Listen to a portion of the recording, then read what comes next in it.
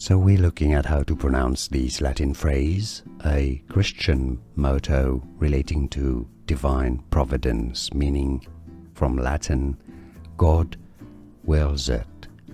Two different pronunciations for it.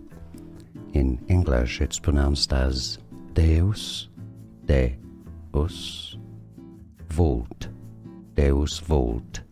Now, in Latin, for more Latin pronunciation, Deus Vult, with a V pronounced more like a U or a W. Deus Vult or Deus Vult. Now you know. So we're looking at how to pronounce this Latin phrase, a Christian motto relating to divine providence, meaning from Latin, God wills it. Two different pronunciations for it.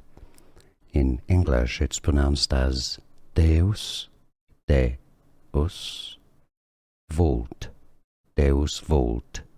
Now, in Latin, for more Latin pronunciation, Deus Vult, with a V pronounced more like a U or a W. Deus Vult or Deus Vult. Now you know.